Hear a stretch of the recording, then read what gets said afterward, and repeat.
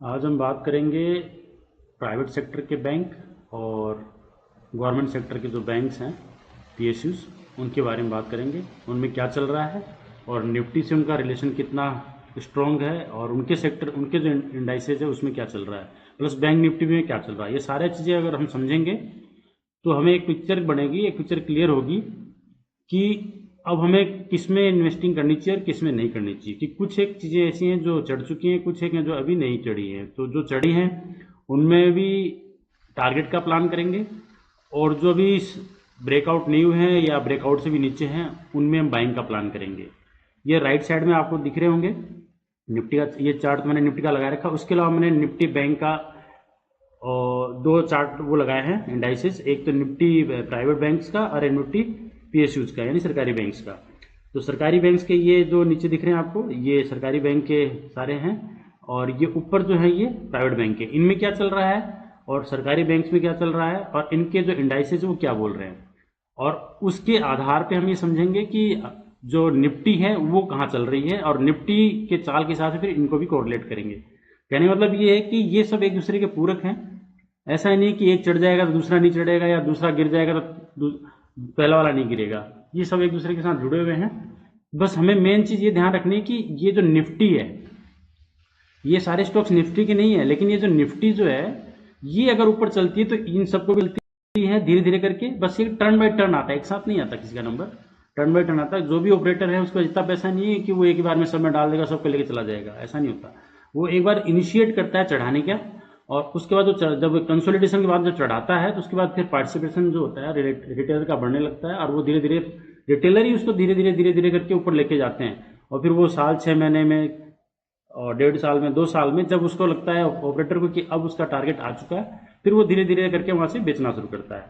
क्योंकि bottom line पे कभी रिटेलर नहीं आता, और वो आता है जब जब उसकी न्यूज ज्यादा चलती है, वो आती है सारी जब ब्रेकआउट या फिर वो जब टारगेट के आसपास पहुंच रहे होते हैं, तब ये मार्केट में न्यूज चलाई जाती है टीवी के द्वारा, चैनल्स के द्वारा, और अलग अलग तरह की कहानियां बनाई जाएंगी।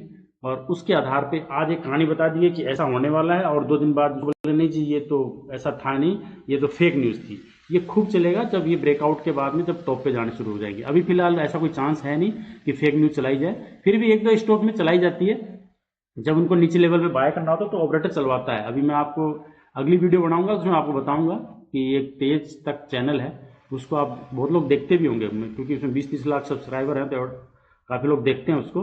उसको मैं डिकोड करूंगा, बताऊंगा कि ये जो बोल रहे हैं उसमें कितनी कितनी चीज़ें झूठी हैं। उससे आपको क्लियर होगा पिक्चर कि ये न्यूज़ चैनल्स जो हैं ये ऑपरेटर के हिसाब से अपनी बातें कहते हैं, और कई बातें ऐसी भी बोलते हैं जिससे कि आप कंफ्यूज जाते हैं कि एक्चुअल में हमें खरीदना या बेचना, जबकि वो चांसेस ऐसे होते हैं कि खरीदने के हैं लेकिन वो बेचने के हैं। चलो हम वो डिस्कशन उस समय करेंगे जब हम वो चैनल को चलाएंगे। फिलहाल मैं आपको इसमें बाइंग अपॉर्चुनिटी ढूंढ रहे हैं तो मैं अब आपको दिखाता हूँ। ये अभी निफ्टी का इंडेक्स मैंने लगाए रखा है, आपने देख लिया। इसमें ये जो ऑरेंज कलर की लाइन होती है मैं पहले बता दिया है कि ये इसका ब्रेकआउट पॉइंट मान लीजिए या रेजिस्टेंस मान लीजिए। मेन तो ये ब्रेकआउट पॉइंट है, यहाँ से इसने ब्रेकआउट किया था और ब्रेकआउट होने वाला था, तब भी मैंने ये बताया था, और इसमें एक शॉर्ट में भी मैंने बताया था, आपको दिखा देता हूँ। ये निफ्टी ब्लास्ट, ये उसमें ब्रेकआउट हो रहा था उस दिन की बात है ये, ठीक है। और ये किस तारीख की बात है इसमें भी नहीं दिखा, पूरा खोलूंगा तो फिर ज़्यादा लंबा वीडियो है, नहीं खोलता हूँ, आप देख लीजिएगा, ठीक है। अब हम इसमें चलते हैं। एक चीज़ वीडियो चलाने से पहले मैं आपको कुछ और भी दिखा देता हूँ। पहले चार्ट दिखाता हूँ उसके बाद बात करेंगे। ये निफ्टी का चार्ट लगाई दिया है। अब हम चलते हैं कि निफ्टी का ब्रेकआउट हो गया, लेकिन ये जो आप dot dot line red colour की देख रहे हैं, मेरे जितने भी वीडियोज आएंगे जिसमें भी चार्ट में बना होगा, अगर ये लाइन है तो इस लाइन से आप ये समझ जाना कि ये आज तक का ऑल टाइम हाई है। मतलब ऑल टाइम हाई जो इसका अमाउंट वो है, अमाउंट या मान लीजिए नंबर, ये है 26,305, मतलब इसके आसपास होगा 26,300 मान लीजिए तो राउंड फिगर में। मतलब इसके ऊपर जाने में इसको जोर आएगा। ये ब्रेकआउट तो हो गया, लेकिन इसके ऊपर जाने में जैसे वो मैं आपको दिखाता हूँ, एग्जाम्पल मिलेंगे। फिलहाल हम निफ्टी देख रहे हैं। हम आपको जो प्राइवेट सेक्टर के बैंक के जो इंडाइसेज है उसको दिखाता हूँ, इंडेक्स है इसको दिखाता हूँ। ये देख रहे हैं, अब आप समझ गए कि ये जो लाइन जा रही है रेड कलर की, ये इसका ऑल टाइम हाई था 27,282 के आसपास में। उसके बाद इसको इसने ब्रेक भी किया, लेकिन फिर ये नीचे आया, यानी यहाँ पे खूब लड़ाई लड़ी इसने। आप इस चीज़ को समझिए, इसने यहाँ पे खूब लड़ाई लड़ी, और अगर आप इसको दिनों में काउंट करेंगे, मतलब इसका ये ब्रेकआउट हुआ, इसका कंफर्म होने में इसको कितना टाइम लग गया, तो अगर इस दिन से मानते हैं आप तो आप ये मान के चलिए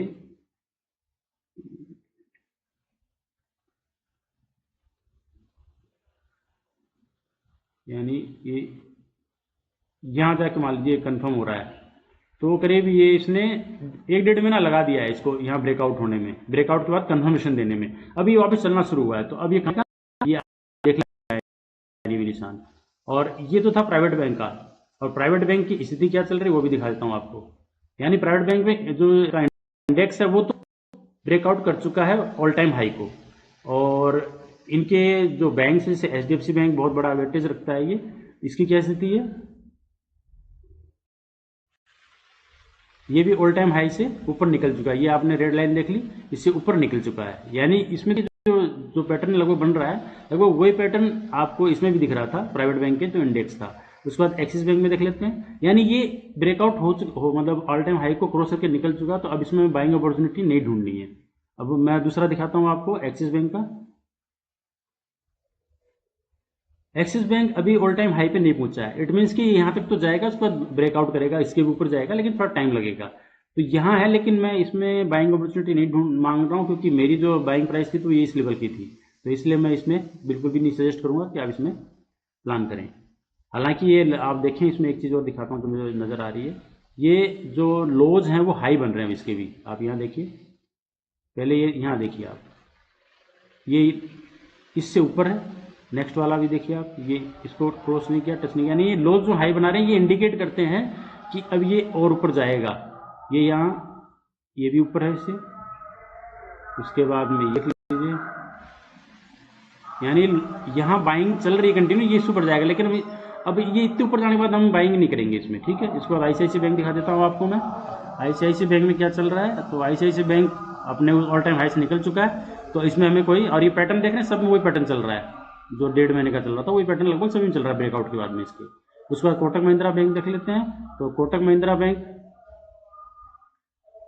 चार्ट थोड़ा स्लो डाउन, ये एक बार यहाँ कोशिश करी थी इसने ऑल टाइम हाई पे, लेकिन फिर वो नीचे आ गया, और अभी फिर इस बार ट्राई करेगा ये, ठीक है। तो हो सकता है निकल जाए, लेकिन हम इस लेवल में बाइंग नहीं करेंगे, ये लेवल हमारे बाइंग के नहीं है, खासकर मैं तो नहीं सजेस्ट करता कभी। इंडसइंड बैंक, हालांकि अब शायद ये निफ्टी 50 से निकल चुका है। इसमें कोई बुरी खबर आई थी जैसे बहुत गिरा भी था, आपको ध्यान होगा, मैंने इसकी वीडियो बनाई भी है, आप चैनल पे देख सकते हैं, मैं दिखाऊंगा तो फिर और जाएगा, चलो इसलिए छोड़ता हूँ। मैंने उसमें इसका बाइंग लेवल दिया था 550 से 537 का, लेकिन ये उस लेवल पे नहीं आया, ये करीब 607 के आसपास में आके चला गया।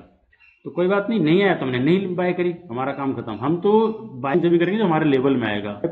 5-6 हज़ार स्टॉक्स हैं, कोई ना कोई तो हमारे लेवल में आएगा। ये कुछ लेवल में आया था, HDFC का मैंने वीडियो बनाई हुई है इसके अंदर, आप उसको भी देख सकते हैं, दिखा देता हूँ आपको। ये HDFC बैंक, ये इसका वीडियो बनाई हुई है, PNB इन सब की बनाई हुई है, आप देख लीजिएगा। उसके अलावा मतलब मेन जो प्राइवेट सेक्टर के बैंक थे। अब मैं आपको सरकारी सेक्टर के बैंक दिखाता हूँ, सरकारी सेक्टर का चार्ट भी दिखाता हूँ। प्राइवेट सेक्टर का पहले आप याद कर लीजिए, मैंने क्या बताया था कि प्राइवेट सेक्टर का जो इंडेक्स है वो इसको तोड़ के ऊपर जा चुका है, ठीक है। और प्राइवेट से हो गया। आप सरकारी का देखिए, PSUs का, PSUs में क्या स्थिति चल रही है, ये ऑल टाइम इसका हाई है, हालांकि ऑल टाइम हाई तो इसका ये ऊपर वाला है। ये बीच में जब वो मार्केट गिरा था, ये 3 जून के आसपास की बात है ना, 3 जून 2024, उसके बाद से कंटिन्यू गिरना शुरू हुआ है इसका इंडेक्स, और ये कंटिन्यू गिरते हुए यहाँ तक आया, और कितना 41 मतलब 31% करीब ये कंटिन्यू गिरा है, और जून से लेके मार्च तक कंटिन्यू गिरा है। तो आप समझिए जब ये मार्केट इतना ज़्यादा गिरा होगा तो आप इसमें एवरेजिंग क्या कर सकते हो, एवरेजिंग का तो कोई मतलब ही नहीं बनता पहली बात तो। और वैसे भी जब कोई चाकू गिर रहा तो उसके नीचे पैर डालने की जरूरत है नहीं। तो मैं तो यही कहता हूँ कि लेवल बाइंग करना, तो मेरे हिसाब से इसमें कहीं लेवल आया नहीं था, इसलिए मैंने कभी बताया भी नहीं हो कि ये जब इंडेक्स ही गिर रहे हैं तो मैं हमेशा ही बोलता हूँ कि नीचे ही बाय करना है। तो ये लगातार 6 महीने, 6, 3, 9 मार्च तो चलो शुरू का ही है, तो 8 महीने लगातार गिरा है। उसके बाद में फिर यहाँ से इसने बाउंस बैक लिया है, यानी 31% गिरा, और उसे लेके अभी यह खाली, और ये जो बता रहा है वो है 30% अभी चढ़ा है। उसको चढ़ना कहाँ है, यहाँ तक, एटलीस्ट यहाँ तक तो पोटेंशियल इसमें है ही। और ये जो यहाँ से लेके यहाँ तक की दूरी है अभी इसकी बाकी, यानी 21% अभी ये इंडेक्स और चढ़ेगा। तो ये इंडेक्स अपने आप तो चढ़ेगा नहीं, ये इंडेक्स संबंधित है इन बैंक्स से, ये बैंक चढ़ेंगे तो ये इंडेक्स चढ़ेगा, सिंपल सी बात है। और इसमें आप देखें तो एक पैटर्न भी बन रहा है, पैटर्न बताता हूँ आपको, आप इसको इस तरह से मान लीजिए। तो हम इसको हेड एंड शोल्डर वगैरह तो नहीं बोल सकते कि बहुत बड़ा गैप हो गया, हम इसको कप एंड हैंडल बोल सकते हैं। कप और हैंडल कैसे बोलते हैं वो मैं आपको दिखाता हूँ। ये यहाँ से ये एक कप बना है ये, और ये एक हैंडल बन रहा है, ठीक है, यानी छोटा सा हैंडल है। अब इसमें क्या होगा, हो सकता है 2-3 हैंडल और बन जाए, मान लो यहाँ 1-2 और हैंडल बन जाए ऐसे, और उसके बाद निकले। या फिर ये हो सकता है कि अब ये यहाँ से निकले, फिर इसको रिट्रेस करें, इसको टच करें, फिर धीरे धीरे करके निकल जाए। जैसे धीरे करके निकलेगा इससे और इसके ऊपर क्रॉस होता है तो हम समझ जाएंगे कि इसका ब्रेकआउट कन्फर्म हो गया। फिलहाल तो ये कन्फर्म हुआ नहीं है, अभी तो ब्रेकआउट ही नहीं हुआ है। तो जब इलेक्ट्रिक में ब्रेकआउट नहीं है तो उसके जो स्टॉक्स हैं उनमें ब्रेकआउट तो होगा नहीं, हो सकता है एक आध में हो गया, देख लेते हैं। तो पहले मैं बैंक ऑफ इंडिया दिखाता हूँ। बैंक ऑफ इंडिया में देखिए तो अभी तक ब्रेकआउट के लेवल में नहीं आया, और जैसा कि मैंने पहले भी बताया था आपको, अभी चार्ट में ये देख रहे हैं लोज जो है ये हाई बनते जा रहे हैं कंटिन्यू। इट मीन्स ये ऊपर जाएगा, अब ठीक है आ जाएगा, 10 दिन बाद जाएगा, 1 महीने बाद जाएगा, लेकिन जाएगा, ये ब्रेकआउट होगा। और अगर आप इन लेवल्स पे बाइंग करते हैं इसमें, तो आप ये देखिए इसका जो मैंने टारगेट दिया आपको बताता हूँ मैं। टारगेट 278 का है, यानी इसमें 2 ब्रेकआउट हैं। पहला तो ये है, अगर आप चाहें तो यहाँ से लेके यानी कितना है 125 पे बाइंग कीजिए, 125 के नीचे बाइंग कीजिए फिलहाल तो नीचे ये तो, और यहाँ से अगर यहाँ तक जाते हैं तो 24% तो आपको मिल रहा है, यानी 125 से 198 जाते हैं 24% मिल जाएगा। और अगर आप 183 तक जाते हैं तो 46% करीब मिल जाएगा। और अगर आप इससे भी लंबा टारगेट लॉन्ग टर्म के लिए रखते हैं तो आप 74% या फिर इसके लिए टारगेट करते हैं 122%। मैं तो कहता हूँ आप 178 के लिए टारगेट करिए और यहाँ तक जाएगा, कि मैंने पहले भी इसमें सारा एनालाइज कर रखा है, सिर्फ आपको बताने के लिए, समझाने के लिए। दूसरा, अगर आप यहाँ नहीं लेते हैं ब्रेकआउट के बाद, क्योंकि जब ये ब्रेकआउट हो जाएंगे ना उसके बाद न्यूज़ शुरू हो जाएंगी कि यहाँ तक जाएगा वहाँ तक जाएगा, और ऐसे ही चलता है मार्केट। उसके बाद हम चलते हैं बैंक ऑफ बड़ौदा में।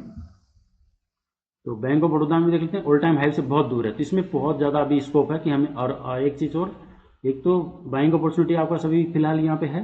दूसरा आप देख रहे हैं ये लोज जो हैं इसमें भी हाई बन रहे हैं कंटिन्यू, ठीक है। तो ये ब्रेकआउट होगा, और ब्रेकआउट हुआ तो वही आपको बताया पैटर्न तो वही है, या तो ऐसे जाएगा या नीचे यहाँ करके फिर जाएगा, मतलब घूमते फिरते जाएगा। 1-1.5 साल का आप प्लान लेके चलें, और अगर इसमें पोटेंशियल देखें तो आपको लगभग 25% का तो आपको मिल ही जाएगा इसमें, ठीक है, वो भी इस ब्रेकआउट से। अभी तो फिलहाल यहाँ से देखेंगे तो कम है, यानी 274 से 247 से, ठीक है। और अभी फिलहाल ऑल टाइम हाई पे गया नहीं, इसलिए वहाँ तक तो जाने के चांसेस पूरे हैं ही।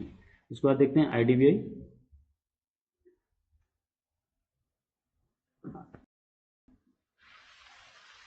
IDBI बैंक का एक बार ब्रेकआउट हुआ था, कंफर्म हुआ, लेकिन इसने फिर रिट्रेस किया। ये जो चीज़ बनती है ना, ये आप पैटर्न समझिए इन चीज़ों को। ये ब्रेकआउट के बाद ये वापस रिट्रेस किया और उसके बाद चला, आप समझिए कि ये यहाँ तक क्यों लाया, ये सिर्फ डराने के लिए होता है रिटेलर को। वो डर जाए कि यार मान लो उसने ब्रेकआउट पे लिया और वो बोलते हैं ना कि स्टॉप लॉस लगाना है, तो वो स्टॉप लॉस लेने के लिए आया है यहाँ पे, ये स्टॉप लॉस लेके फिर चला गया वापस। और मैं हमेशा बोलता हूँ इन्वेस्टिंग में कोई स्टॉप लॉस नहीं होता, सिर्फ 6% आपने जो पोर्टफोलियो उसका 6% एक स्टॉक में इन्वेस्ट करना है, वही आपका स्टॉप लॉस है। दूसरा उसका टाइम पीरियड बढ़ जाता है, मान लो आपने 2 महीने के लिए लिया, उसकी जगह आप साल भर के लिए ले लिए, इससे ज़्यादा कुछ नहीं, नुकसान कोई भेजने का मतलब, ठीक है। तो ये स्टॉप लॉस हंटिंग बोलते हैं, स्टॉप लॉस हंटिंग हो गई और इसके बाद वापस लेके चले गए, ठीक है। इसमें भी अभी आप देखेंगे तो इसका ऑल टाइम हाई अभी काफ़ी दूर है, ऑल टाइम हाई कहाँ है, बहुत दूर है, 202 पर है। तो इसमें बहुत पोटेंशियल है, अभी तो ब्रेकआउट हुआ ही है ये, तो आप इसमें भी प्लान कर सकते हैं। उसके बाद मैं स्टेट बैंक का दिखाता हूँ। स्टेट बैंक में क्या चल रहा है, स्टेट बैंक का ये ब्रेकआउट हुआ एक बार, लेकिन वो फेक निकला, फिर दोबारा हुआ, फिर फेक निकला। तीसरा, ये जो पतली वाली लाइन दिख रही है आपको ऑरेंज कलर की, ये कंफर्मेशन लाइन है, यानी ब्रेकआउट का कंफर्मेशन। ब्रेकआउट तो होगा क्योंकि आप देखेंगे तो ये लॉस फिर वही स्थिति है, यहाँ एक लो बना, फिर दूसरा लो कहाँ बना, ये दूसरा बना, यानी जो लोज हैं वो हाई बनते जा रहे हैं, आप यहाँ देखते जाइए। ये तीसरा, एक ये चौथा, तो आपको ये क्या शो कर रहा है, ये देखिए, यानी ये सिर्फ स्टॉप लॉस हंटिंग के लिए आया था, वापस चला गया, ठीक है। तो इस तरह से ये भी ऊपर जाएगा। उसके बाद हम चलते हैं PNB पे। ये PNB है, इसमें भी पैटर्न भी बन रहा है, आप देखें तो ये एक पैटर्न बन रहा है हेड एंड शोल्डर, बहुत अच्छा पैटर्न बन रहा है ये। तो ये यहाँ से ब्रेकआउट करेगा। 2 पैटर्न जो हैं बहुत सक्सेसफुली काम करते हैं, वो है एक हेड एंड शोल्डर और एक है कप एंड हैंडल। तो इनको आप समझ लीजिए, ये बहुत अच्छा काम करते हैं। ये इन्वर्टेड है, हेड एंड शोल्डर है, ये काम करेगा अब। और ये ब्रेकआउट तो इसका हो चुका है यहाँ पहले ही, और आप ये गौर करें तो ये ब्रेकआउट हुआ, ये इसने कंफर्मेशन भी दिया यहाँ पे। उसके बाद ऊपर जाके ये स्टॉप लॉस हंटिंग करी गई है यहाँ पे। फिर वापस ये स्टॉप लॉस हंटिंग करने के बाद आप देखिए तुरंत ऊपर ले गए सीधे कंटिन्यू, ठीक है। इसको नीचे लाए थे, उसी तरीके से इसको वापस भी लेके चले गए। तो अब इसमें क्या अपॉर्चुनिटी बनती है, मेरा लेवल तो आप, अगर मैं आपको दिखाऊंगा पीएनबी का, तो आप मेरी वीडियो में देख लीजिएगा। मैं अब बार ज़्यादा दिखाऊँ तो वीडियो लंबी हो जाएगी। इसमें भी आप समझ ही रहे हैं कि ये जो है ये अप बन रहे हैं। उसके बाद चलते हैं यूको बैंक में। यूको बैंक में अभी तक ब्रेकआउट नहीं हुआ है और ऑल टाइम हाई से काफ़ी नीचे है। ये ऑल टाइम हाई 152 का है। अब ये साल भर में सब उसके नज़दीक पहुंच चुके होंगे। अभी इसका ब्रेकआउट नहीं है तो ये अपने पास बाइंग अपॉर्चुनिटी बनती है। और अगर लॉस की बात करें जो हम देखते हैं हमेशा, तो लॉस के हिसाब से देख लें तो आप ये देख लीजिए, लो हमेशा अप हो रहे हैं।